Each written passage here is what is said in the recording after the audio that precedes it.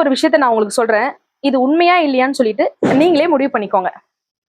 ஒரு கணவன் ஒரு மனைவி கிட்ட உனக்காக நான் இருக்கேன் அப்படின்னு சொன்னா அந்த மனைவி எவ்வளவு ரொம்ப சந்தோஷப்படுறாங்க. அதே மாதிரி ஒரு மனைவி ஒரு கணவன் கிட்ட உனக்காக நான் இருக்கேன் அப்படின்னு சொன்னா அந்த கணவன் எவ்வளவு சந்தோஷப்படுறாங்க. ஆனா அல்லாஹ் நம்ம கிட்ட சொல்றான், நான் உனக்கு இருக்கேன், நீ எப்படிலாம் என்ன நினைக்கிறியோ அப்படிலாம் நான் உன்னை நினைப்பேன் அப்படின்னு சொல்றான். ஒரு கூட்டத்துல இருக்கும்போது நீ என்ன நினைச்சினா அதை விட சிறப்பான கூட்டத்துல இருக்கும்போது நான் உன்னை நினைப்பேன். நீ தனிமையில இருக்கும்போது என்ன நினைச்சினா நானும் உன்னை தனிமையில இருக்கும்போது நினைப்பேன். நீ என்கிட்ட நடந்து வர அப்படின்னா நான் உன்கிட்ட ஓடி வருவேன் அப்படின்னு யார் சொல்றான்? ரப்பு, அல்லாஹ் சொல்றான்.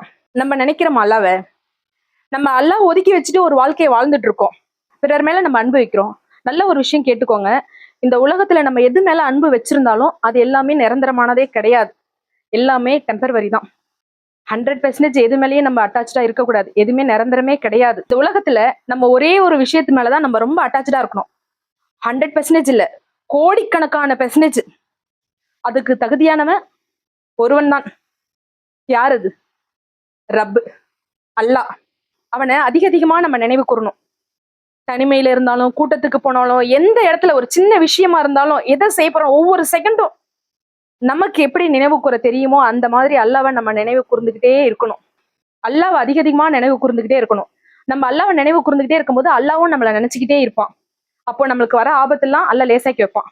இன்ஷா அல்லாஹ். அல்லாவை எப்பொழுதுமே நினைக்கக்கூடிய பாக்கியத்தை உங்களுக்கும் எனக்கும் அல்லாஹ் தந்தருள்வானாக. ஆமீன். இன்ஷா அல்லாஹ்.